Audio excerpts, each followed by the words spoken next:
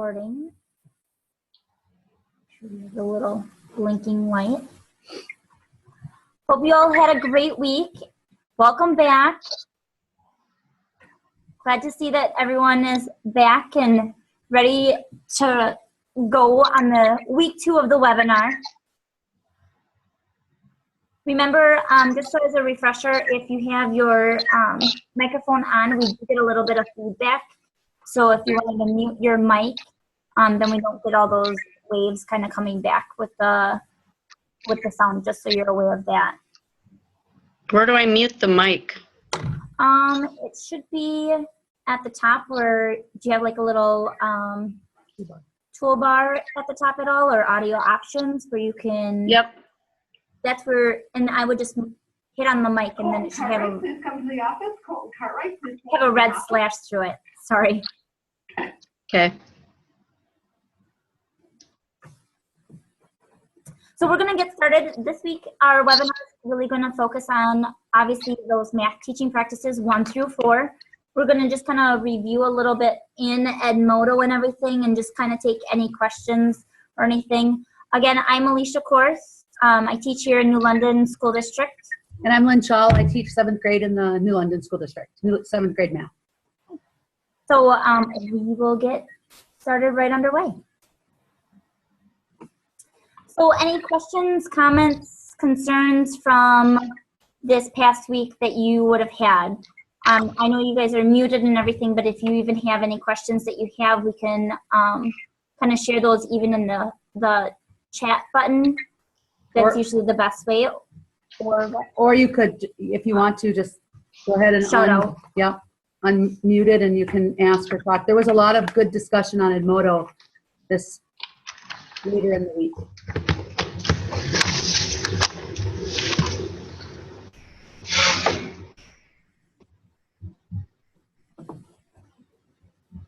Mom, what happened to one of the people? All right, well, I don't have any questions or comments. We kind of have some things that we'd like to share out that we kind of noticed that came up in the Edmodo site. And I'm actually going to skip over because the last slide was actually in Edmodo. Want to go to Edmodo? What we kind of is we just wanted to kind of go into our Edmodo page right now with the WMC book study. A couple of things that we noticed that had come up. This whole idea that kind of the Ellie video that Lynn had posted, the whole feeling beautifully was nicely put and stuff. You know, that it's not necessarily should just be a pass-fail kind of look, but actually put that productive struggle really going through, so that way students, you know, try to attend to a task rather than just giving up right away if they don't know how to start something. I think it is important that students realize that it's okay. I have an accelerated class, and the students in my accelerated class, they do not like to fail. Like right now, if they have a 95 or a 98, they're itching to get 100. And I said, that's not real, you know? So I think they are, they struggle with that failing beautifully part. They like to struggle and they work really well together, productively struggling, but I think they struggle when they individually are not understanding something clearly, or even if they understand it pretty well, but they make a mistake, they, you know, it's really hard for some of them. And I think that that's very common with some students that are good math students, which Ellie was. So I really like that video a lot. I've shown it when I was doing some professional development at Bonduelle, and I've shown it other places, and I think it really sets in why we need to change and why things need to change in the classroom. So. Something else that had kind of come up, and we touched on it, I responded to it yesterday, and I'm just going to kind of bring it up, and it's with that productive struggle again, is the whole idea of gifted students. And it was funny because Lynn and I actually had this discussion right after our session last week when I don't recall if somebody had mentioned it in their postings or it came up in our discussions.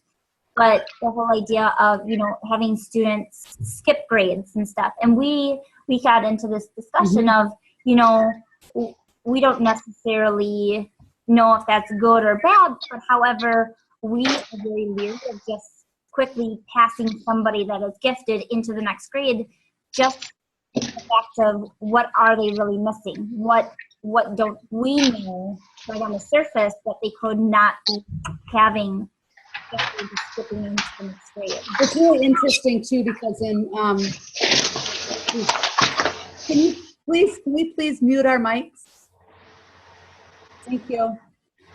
It's really interesting because there was actually today and yesterday and today there was, if you are a WIMLIC member, you get postings when people post questions, and somebody had posted on WIMLIC about whether it revolved around 8th grade algebra and taking algebra in 8th grade, being in an accelerated class, and then taking algebra in 8th grade, and whether you should be allowed to have or get credit for that.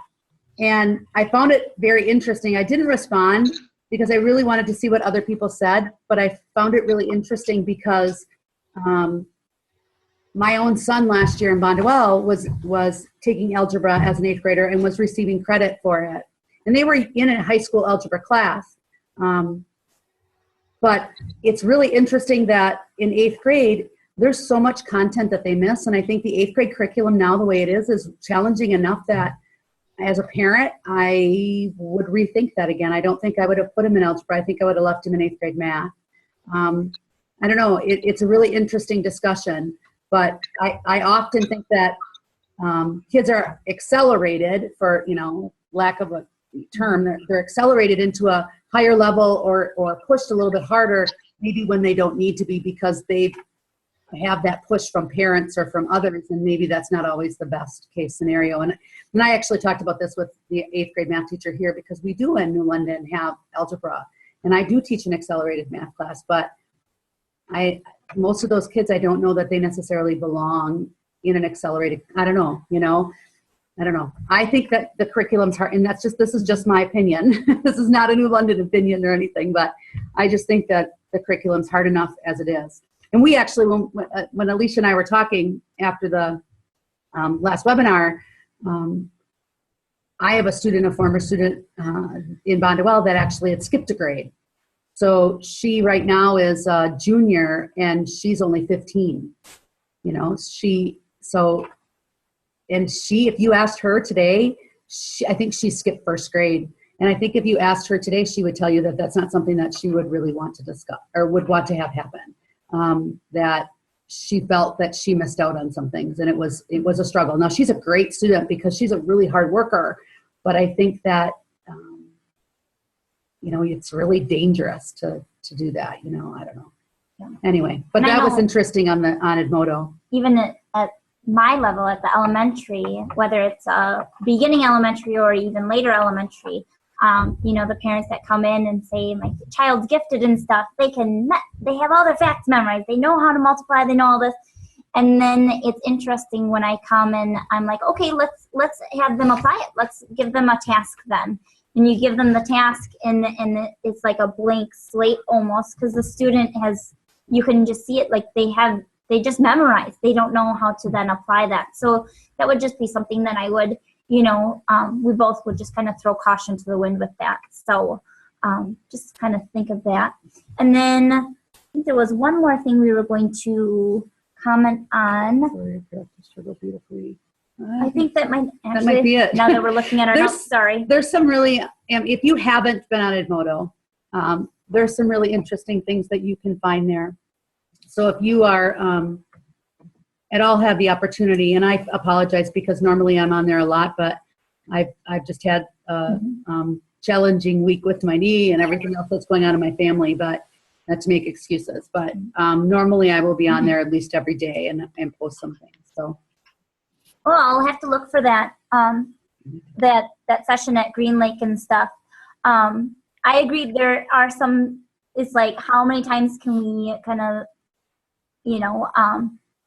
do this problem over and over, with those questions. But then again, it kind of comes back to technical difficulty, something stuck in my ear, trying to apply it to other things. So thank you for commenting with that. And it is true, it really does depend on whether the curriculum is rich and deep, and if it's truly aligned and because a lot of schools and school districts don't have the resources to have new materials, or they're flying, winging it. And I know a lot of schools that are using Engage New York as their curriculum. So you just have to be really cautious, because you want to make sure that the curriculum is a deep, rich curriculum, and that they're getting what they need to get. So this week, what we're really going to focus on, and I mentioned this earlier and last week, is really those mathematic teaching practices 1 through 4. We're going to get to 5 through 8 next week, but we're going to hone in really on those 4. We'll give you some different examples of what those teaching practices really look like if you're putting them into action. Please, by all means, share out or even post on Edmodo this week, even other ideas that you might have of putting these practices into play. So again, our learning target is that we're going to learn to really know what effective mathematic teaching practices are and how to identify those. We'll be able to explain how those practices really impact our students and their learning. And then also, how does that really look, sound, feel within your own classroom or other classrooms around? So the first 4, this is a great visual that we've been using, and it shows you all of the math teaching practices, but in pink there, or purple, or whatever color it might show up on your screen, we have the 4 practices that we're going to look at. So we're going to establish math goals to focus learning. We're going to implement tasks that promote reasoning and problem solving. That is a big one, because that's really hard if you don't have those resources and materials. That's something that a lot of teachers have asked for, and I did post a site, I think, on Edmodo as well. So there's some places that you can go to get tasks, and we'll talk more about that. To use and connect mathematical representations, that's really my favorite one. And then to facilitate meaningful mathematical discourse, and that's really the one I'm working on a lot this year. So those are the 4 that we are going to address tonight. And then we will, next Tuesday, right? We will address the last 4 that are in blue. So we decided, just because we know that there's a couple of groups out there that the polling just isn't going to be feasible, because you have one computer and you have a large group of you. So we're going to put these polls up on Edmodo. So if you can please, throughout the week, go and try to answer this one. But even if we can have just a quick chat or a discussion outward of, what do you do as far as in your classroom? Thinking about that, how visible do you make your learning goals for your students? And do you post them every day, most days, once a week, or once a month? And if we could just kind of share out with that. Okay. And I know some districts do require you to post your goals. My previous district that I had worked in, they required that we posted our standards that we were working on, and then kind of tried to tweak the standard and the goal of the day to be more kid friendly. I know I do in my classroom, I use, my goals are in I can statements, so that essentially you're taking what the goal is, or the standard is that we're going to be working on, and posted it in I can statements in kind of middle school kid friendly language, so that they understand what they should be able to do. What are their learning goals for that day, and what they should be able to do at the end of the day. And I think here in New London too, and I'm new to New London, so we had a post in New London that they post every day. Yeah, we are required to have, it's my understanding, we are required to have them on the board. And that's something that they're looking for. And it's interesting, because last time we did this webinar, Corey Andreessen, who is the Wisconsin State Math Initiative high school stats facilitator, he also is the National Math and Science Award winner this last year. So anyway, he had posted an article on Facebook of all places about sometimes that in a higher level class, in a secondary class, or even in a 8th grade, 7th grade classroom, that maybe posting those goals sometimes can inhibit and take away from the ability to have a good classroom discussion and those teachable moments that we all have in our classroom, because that's, if you're so focused on that goal. So, and I will post that article. I just think it's interesting. It's a nice article to have a conversation about, because I do believe, and even before I came to New London, I had always posted my goals on my board. I have my, what we're going to do for that day, and then the goal is right next to it. But I thought that was it's a very interesting article. It is just a snippet of it. In the comments, I think the comment section, if you can get into that, that would be awesome to read, because I would be interested to see what other people across the country thought. But anyway. Just from a couple of the comments, our administrators also look for our goals. I know my principal, he actually writes it right down in my my learning plan stuff. So I actually know that he's seen exactly what my goal is for the day. Remember, this book isn't just for us as educators, but it's for administrators, it's for math coaches. So, some of the things that come out of the book, you should be telling your administrators, like, hey, you need to be reading this. This is just as essential for you to help create this rich math environment in our school. And I think they'll take away some of those goal options that Principles to Actions does offer. I also handwrite mine. I know in the past I had them printed and I had them Velcroed, and then I just hung them up. But then to try to dig through and find where that one was and try to organize them did become a little bit of a challenge. What I try to even do, and this is one of my goals for myself this year, is I try to have at the end of my lesson, have my students restate in their terms what were we essentially trying to work towards, what was our goal for that specific lesson. And it's amazing how many students actually are raising their hand at the end of the day. So then I can kind of quickly gauge too who got it and who was kind of still like, oh my gosh, what was it again that I was doing? And I mean, that's even at 1st grade, but it's really interesting and great to see all the hands that will raise with that. So you could do that too in the middle level. I've already, and I don't have a set structure as to what I do and every time that I do it or how often I do it, but I will occasionally, I have exit slips that I do pretty much every other day on the content that we're doing, and sometimes I'll throw in that they have to do an exit slip summarizing what the goal is and whether they believe that they attained it and how they can prove that they attained it. And that's not always easy. No, it's I don't think it's easy for high school students to do, and it definitely is not easy for a middle school student to do, to be able to put that knowledge or content that they learned in words.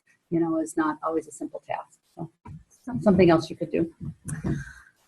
So with this math practice 1, it's really establishing those math goals to focus the learning. And you can see that we again kind of highlighted the big ideas. It's a clear goal.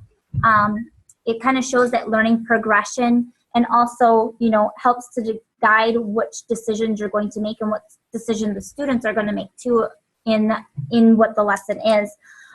The quote at the bottom, we actually took right out of Principles to Action. It's on page 13 if you just wanted to kind of flag it. I know you guys have a lot of the electronic versions, but so you could at least just note that, in classrooms in which students understand what they are expected to be learning, their work performance then does increase, rather than classrooms that don't necessarily have those expectations that are very clear. And I can attest to that. My students, if they know that I'm looking exactly what we're going to be doing, they do perform much better than those that are confused of what they think they're doing at that time. So this is just kind of an example of some of those learning goals that you might have at middle school. The first one is right out of Lynn's classroom. Mm-hmm. And then, there's just an example of a high school one. These can look very different. This isn't just one way, but we wanted to be able to kind of give you an example of what you might see if you're posting these in your classroom. I really like the high school example because I really like the term justify your thinking process. That's something that I say over and over and have over and over and over in my room. I have a big sign up on my wall that says, it's not the how, it's the how and the why. Let's justify. My students know that they have to be able to justify everything that they're, what they're doing and to be able to back that up, what their mathematical practice up. So I really like the way that that's worded. And I don't think that that's anything, it's interesting because I don't think it's anything that we haven't been doing for years and years and years and years and years. It's just now the language maybe in the way that we're expecting and what we're expecting of students is maybe a little bit more in depth. So. And I think we also wrote, this doesn't necessarily even just have to be put up on the board always, this could even be something that's even put on a piece of paper or the paper that they're working on, so that way they can always refer back to it. Just so that way we don't always just think it has to be posted up and it's one more thing I have to write up on the wall. Is just ways that you can get your kids involved in knowing what the goal is, I think is the essential piece of this. I do think too, when you get into secondary education, I think it is a good idea to have it on that. If you're handing out a worksheet or if you're handing out something, to have that goal on the top of that worksheet, I think is really beneficial to the students because then it's always there for them to look at. So I do that often. I'll have my goal on my board every day, but I also, whenever I hand anything out, or I actually do a modified flipped classroom, kind of a blended flip.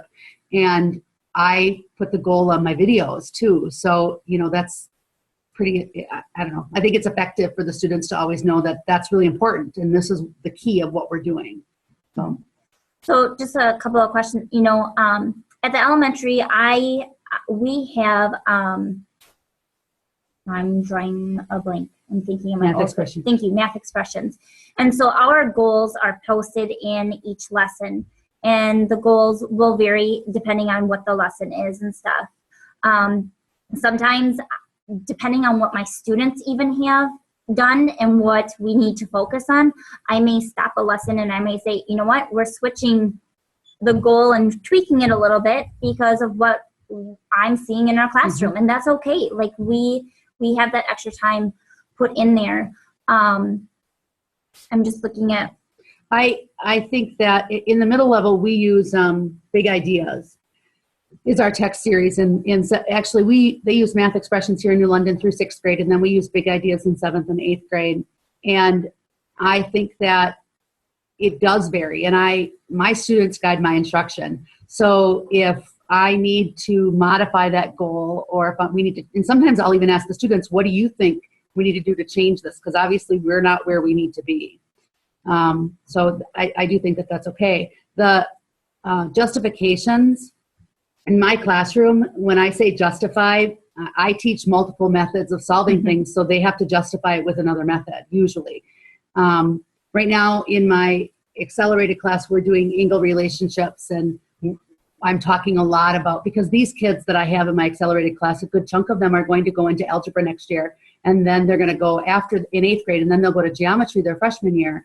And I want to make sure, and I really am basing this on my experience with my own son, I want to make sure that they have that knowledge in geometry that my son did not have. And then when he took geometry this year as a freshman, he struggled because he didn't have that that's why I said I would never do it again. If I had, as a parent, I would never do it again. He really struggled not having that content that he missed from 8th grade math. So he didn't have any of the angle relationships.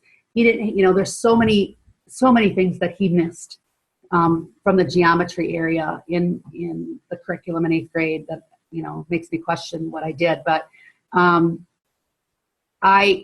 this class that I'm teaching right now, my accelerated class, we talked about the terminology. We talk a lot. I have a word wall on my wall, and we talk a lot about terminology and what does that vocabulary mean, and they can justify, when you're talking about an angle relationship, they can justify with that, and then the math that might be involved in it as well to solve for a specific angle. But I do expect them to justify in that case probably with a term, and I think that would be okay. And it's funny because the kids will come up with, well, wait a minute, it is alternate interior, but couldn't it also be, and they'll come up with a different way that they could solve that. And I tell them that that is great. That's another way to justify whether they are doing it right and to check whether that angle measurement is the correct angle measurement. So I hope that answers your question. It's kind of a little talking ramble. Okay. So math practice 2 is, implementing those tasks that promote reasoning and that problem solving. And we really focus on, those tasks, like, is it really a high level math task? Is it really going to have that rigorous mathematical practices being brought to light and stuff? Or is it just going to be, we're going to use something that was memorized? We don't want that. We want something that they can apply and be using. Do you have something? Yeah, go ahead if you want to. No, that's okay. Okay, I think that cognitive demand that we're looking for in those tasks are really important, and you do have to really be careful. I also am a DPI curator for the lessons that they're doing, that they're supposed to be posting on a site where you can go and get lessons at all levels. And so I'm a part of that curation project, and I think that's probably the hardest part when you're looking for a really good task, making sure that it does have across the board that deep cognitive demand of them, and in that it is hard. It shouldn't be easy. It shouldn't be a cakewalk. It should be challenging. And every class is different, and that's how a lot of times how I differentiate within my classroom. If I have kids that are flying through it and find it really easy, then I might take a spin on it and make it deeper and richer for them to understand, or for them to explore and try to solve, and just to heighten that cognitive demand. So this doesn't have necessarily a task with it, but I think it's a funny little video that really shows, it makes you think, what does your classroom or even other classrooms kind of look like when they're promoting these high level math tests. So sorry, I have to show this because it's just hilarious. She wants you to smile. She wants you to smile on. So I hope you enjoy it. She wants you to smile on a Tuesday evening. I think it's already starting. Okay, here's your homework. First thing, tell you the directions. What form takeaway 5? 1, 2, 3, 4, 5, 6. Takeaway. What's 6 takeaway 1? 1. No, you take away. So you take away 1 out of 6. How much does it equal?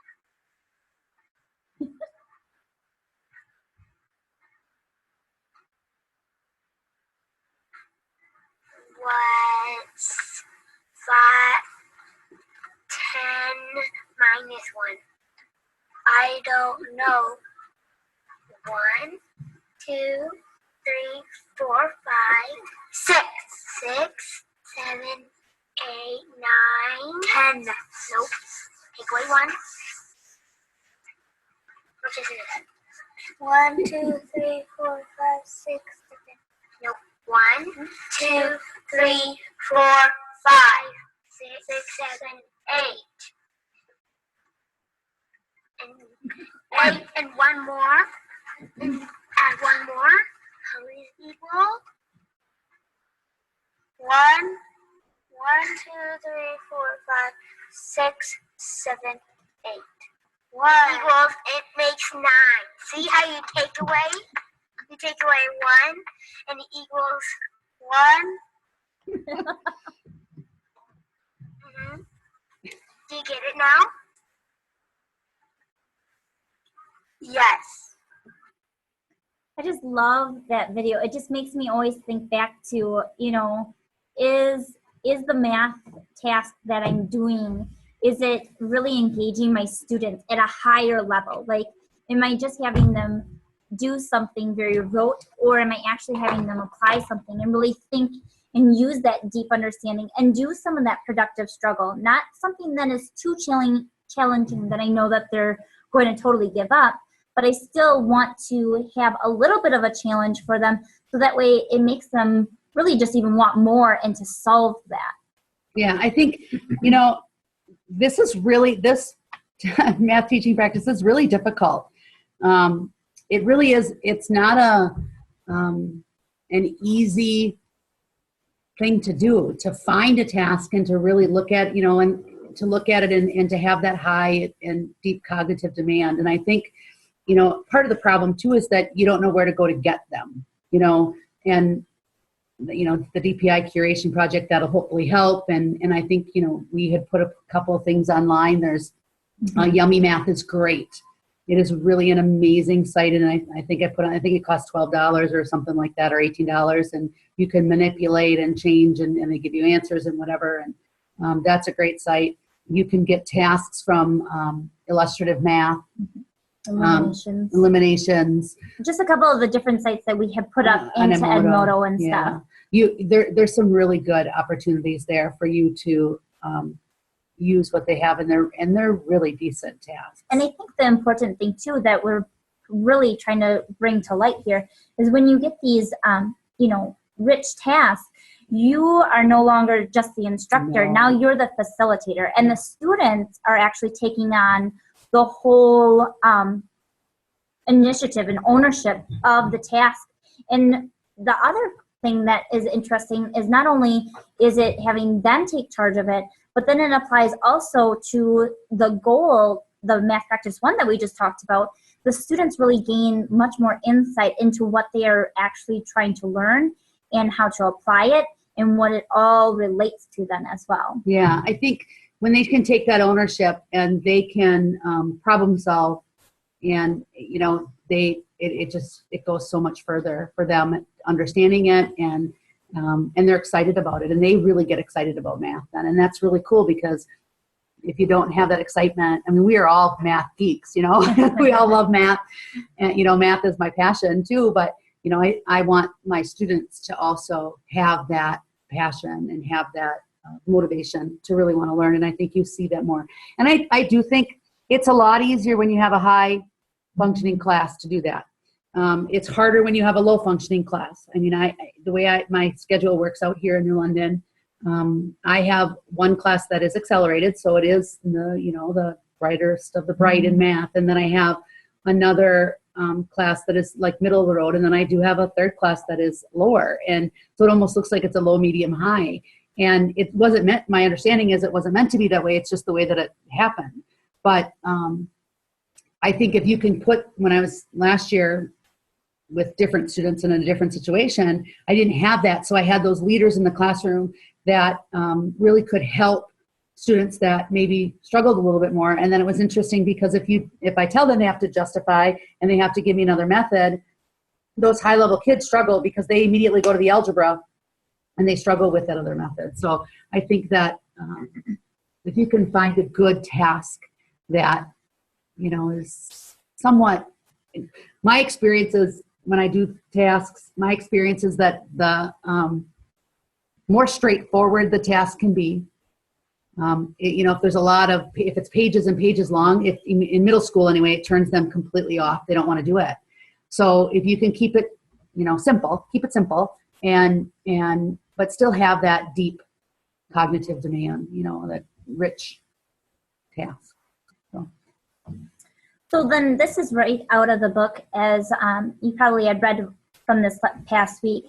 Again, we just highlighted, when you're getting those math tasks that are promoting that reasoning and problem solving, there's not only solving by the students, but that discussion. That's another key point into this. Again, you're not the one that's telling everything. They are the ones that are coming up with that.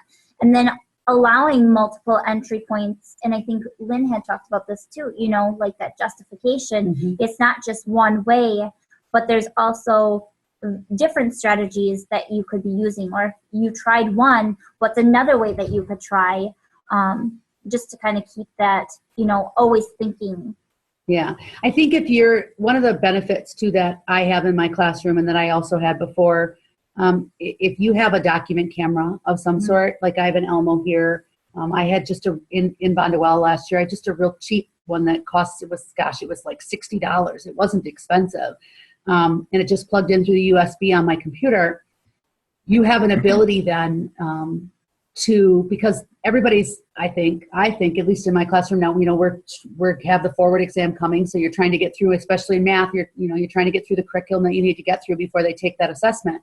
And so time is of the essence. And I think if you can have something like that where they can work in those groups, maybe you don't have the time to create a poster or even on their own, they can show them under the Elmo. And it's so cool to have one show it one way and then say, does anybody else come up with a different way that you could have solved that? And somebody else show it. And so, and then they start to realize that there's lots of ways that you can get at that answer. And none of them are right. And none of, overly right and overly wrong. As long as I always say, as long as I can follow your thinking and I can understand and you're able to justify that, I think that really is beneficial for your students, and it's beneficial for you too as a teacher. So as you promote this, productive reasoning and everything, the book kind of focused on these 4 levels of this cognitive demand when it comes down to math tasks. We kind of pulled out, on a low level, you'd have that memorization.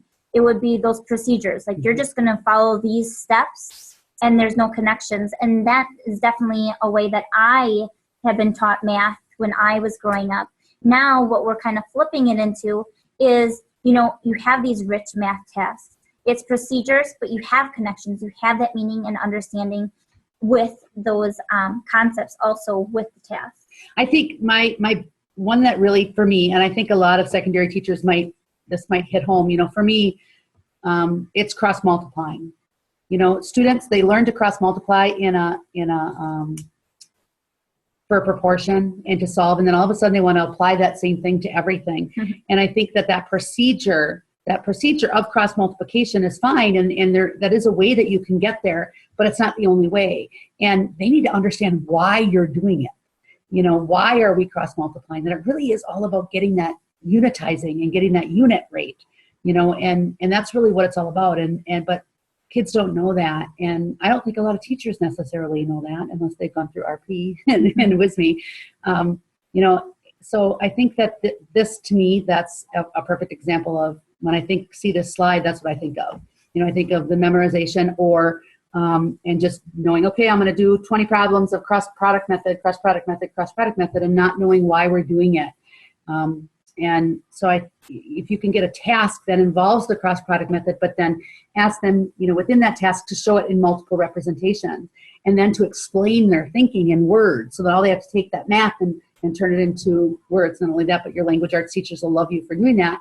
It really is beneficial to them. Just going to kind of look at what some people had even chatted out. Absolutely. Yep. Excellent. I'm going to have to just check out the algorithms for sure. Yeah. Good. So yeah, there's a lot of places where you can see these, those procedures with connections coming to light, just like Lynn had given the example. We kind of came up with just here in a middle level, here in a high school example. Lynn got ahead of herself. Yeah. She always gets hot on this topic. I love RP. And then we kind of came up to just thinking even at a high school level, what might that look like? These are just an idea of trying to apply them across the board.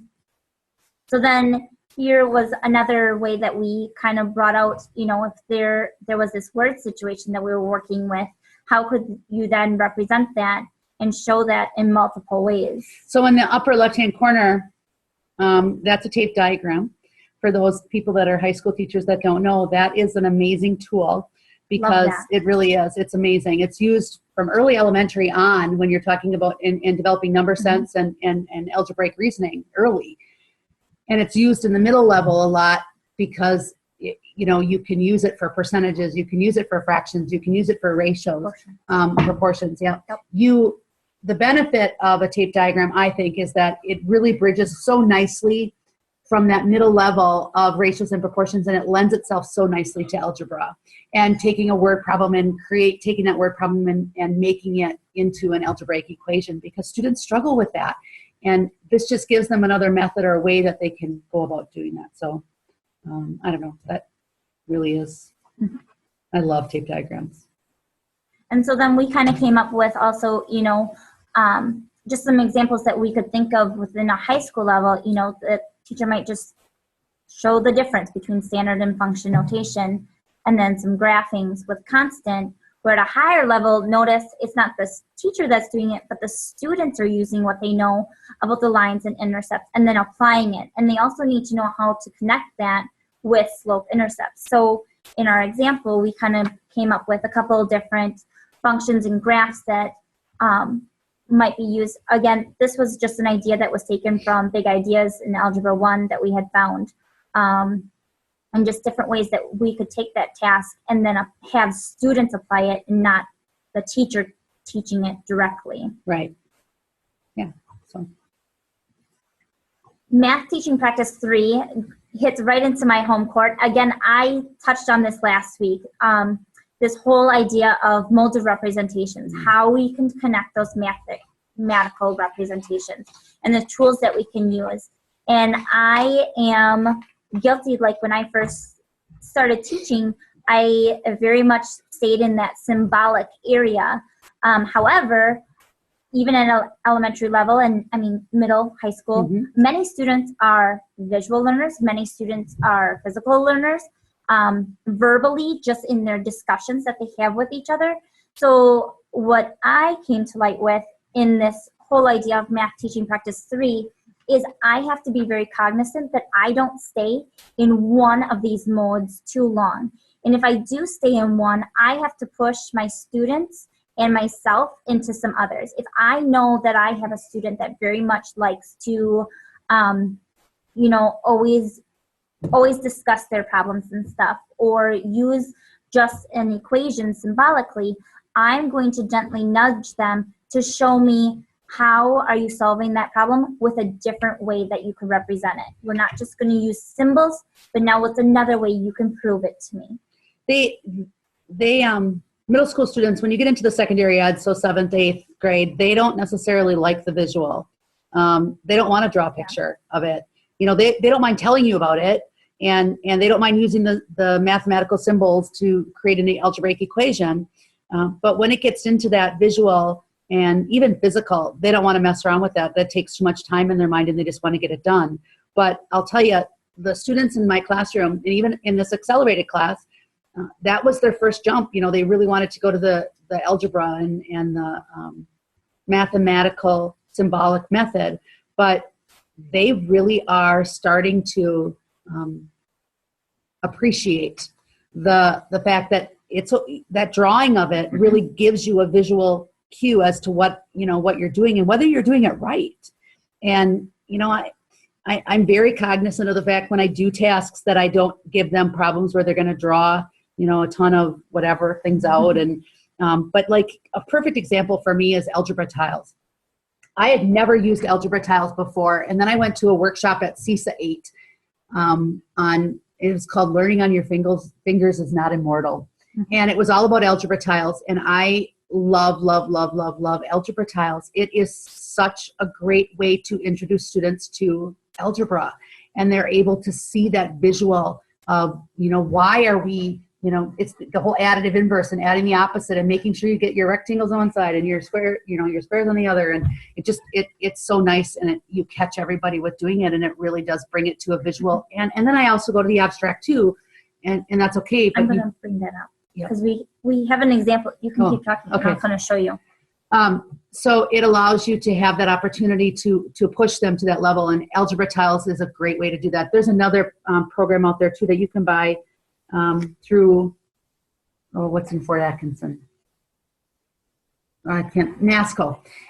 Through NASCO, it's called Hands-On Algebra, and they use pawns, and it really is just like algebra tiles, but they use pawns, and that is an amazing program too that you can use with your students that struggle in math. And I don't know if some of you high school teachers have some of the like I know we have in Bondwell, we had math AB, algebra AB.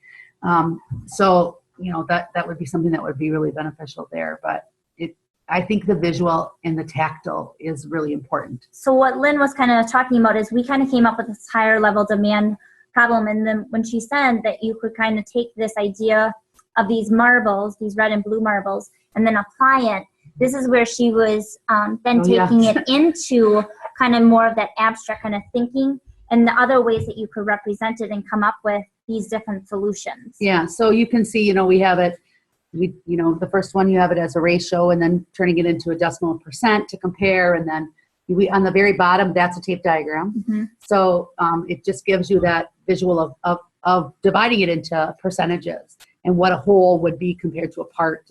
And what's interesting is, I know this is a middle high school webinar, and that's where we're focusing. But the interesting thing was, in the fall when we did this, that was more of an elementary, lower middle, and I could take this type of problem, not this high, obviously, but I could take this type of problem and I could apply it to my lower elementary kids. And it was funny to see how Lynn was like, oh my gosh, you're doing Yeah, kind of so almost cool. the same idea and concept, and I'm just tweaking it now to be more of a middle. And then when we came to the high school, we could see it just align right along. Yeah. So you can see that progression really taking place from the elementary to the middle to the high school. It obviously at different levels depending on your students, but just kind of see how that progresses along was really awesome. The vocabulary changes and the language changes, but the math really doesn't change. It's just, How you're going to apply it. Right. And it's so cool. Like I said, and I think I said this last week, if you get an opportunity to be able to go into your district and go to a different classroom, and I would strongly encourage you to do that. If you're a middle school teacher, 7th and 8th grade teacher, go to an elementary classroom, or even go to a high school classroom and see what's expected of them when they leave you. Or if you are a secondary teacher, a high school teacher, go to a middle school classroom and see what we're doing in the middle school and see what's happening, because I really think that you'll learn immensely. Just kind of seeing where we are. We're at Math Practice 4, and this is the last one that we're going to touch on today, that really meaningful discourse. This isn't great discourse among teachers. Of course, you want to be talking like what is working, what isn't working in your classrooms and stuff, but this is what they're talking about.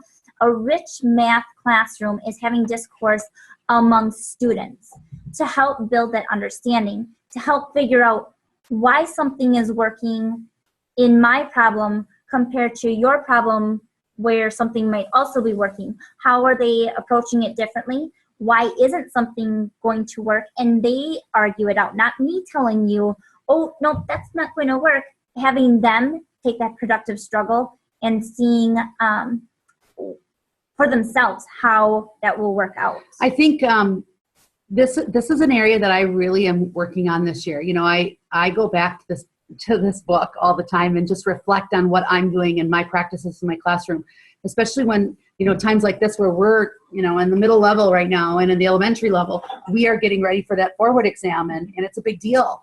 And in math, you have to get through essentially all of your content before that. Otherwise, they're going to be tested on things that are not, that they're not instructed on and that they don't know the vocabulary for. So this is one area that I truly do work on. Now, there's a couple of different things you can do. What I did is I don't grade homework. Homework is practice. So what I do is they do their homework, and for them, some do, some don't. But I create, at the beginning, we do a peer review. So they get into their partnerships or groups of 3, and they review their homework and look at each other's homework and what did you get and what did I get? And they call it comparing answers. But when they get it wrong, when an answer is wrong, then they go back and they look at each other's to see where they can find out or figure out where they may have made their error. It holds them responsible, the students responsible, for getting that practice done, and because they want to have that conversation. I also, one of the other things that I started doing just recently, there's a program called Nearpod. I don't know if you, okay, and I use it all of the time now. It's a great opportunity. There's you can create your own, or you can purchase ones that they have on there for minimal cost. But the cool thing about it is they are able to, on a device, and my students will use Chromebooks. We have like 15 Chromebooks in our room, or some of them will just use their iPhones or their tablets or whatever they have, and you can create a problem, post a problem, and then they solve that problem on their device, and then you as the teacher are able to show that up on up on the screen, and you can eliminate the names of the students that are in there. So they don't know, the students don't know who did it. You know, they don't have a clue as to who put the work up there, but it allows them then to look at what other people did and see, oh, I could have solved the problem this way, or how did you do, you know, how, and they're trying to figure it out. And they're having this awesome conversation in my classroom. You know, all of these kids are talking about math. So I've got 27 kids or 25 kids, and they're all talking about math, and they want to know, you know, how in the world did they do that? And oh, now I understand it. It's just so cool to see. Another thing that I use I use Nearpod, but also another app on your iPad, if you have those and stuff, is Show Me, where you can actually record what your students are doing. Like I put a problem on my iPad, and the students will then put out their work on it, and they can actually record what they're saying. They can record exactly what they're doing, almost like our webinar right here. And then I can show that to the class, or if I'm going to meet with the students on something, then I can have us have that individual conversation, and they can have their work right there with that. So we'll post those out on Edmodo and stuff. We have a video.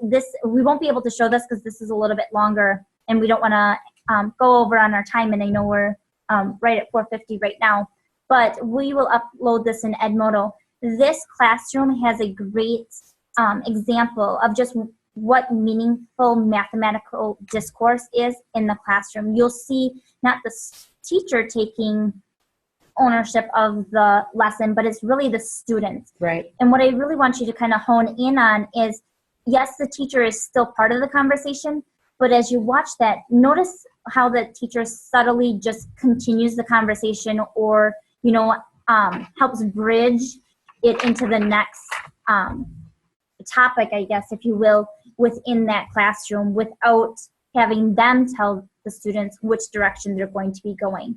So we won't have that right now, but then, you know, just kind of take notes of, you know, what did you think of it? Even if you can post it in Edmodo, what did you like of it? How was that a good example? I think if you can create, like in my room, and you do have to, I don't want to snow you, you know, you have to set ground rules, and you have to train them. And it takes some time training them about what you want or what your expectations are in terms of this discourse and the conversation, because they want to, you know, all of a sudden I'll hear somebody say something about what they're doing tonight. I'm like, I don't think that's about math, you know, I don't think that's math related. So, you know, there are some ground rules that you have to set, but boy, the conversations that you can have, and I do it in multiple ways. You know, I do the peer review stuff. We do the Nearpod activities. I will, you know, they'll put some things under the Elmo, or they work in groups. Or I've even done like a quiet walk. Like you show your work on your board or whatever you're working on, and you leave it on your desk, and then we just do a walk around the classroom. There's no talking, there's no touching. You're just looking at what your peers have done, and then when we come back to our spots, then we share out of something that you liked. What did you notice about somebody's work? What did you find interesting about their work? And I think in that same aspect, that discourse, it helps students. Like when I was in class, I didn't want to speak up because I thought I would get it wrong, and I didn't want to be made a fool. Where now, where we have that rich discourse, even if it is wrong, students are like, oh, that's right, I should have done that. And it takes that pressure away of that right or wrong solution. I think anytime, like I do group work, oh my goodness, 4 or 5, literally 4 times a week, 5 times a week even sometimes. I think, and it doesn't have to be long. It can be short. Like the other day I did we're, you know, in geometry right now, we're doing some geometry stuff. So I did a composite figure, and I had them find the surface area, and I didn't tell them anything. I just gave it to them, and I said, and every table had a different one, and they had to work together to solve it and to figure it out. And it was great. You know, that conversation, as long as you can get them talking to each other about math, they're gonna learn, and they're gonna pick it up, and you know, but you do have to have classroom management, and you do have to allow kind of for a little bit of chaos. I call it controlled chaos in my room sometimes, but there is a lot of learning going on, and that's what's really cool to see. So that brings us kind of to the end of our webinar already. Wow, that flew by. When you joined in, obviously we've had a lot of people join on Edmodo. Thank you for all the posts and going on there and going into the polls and everything.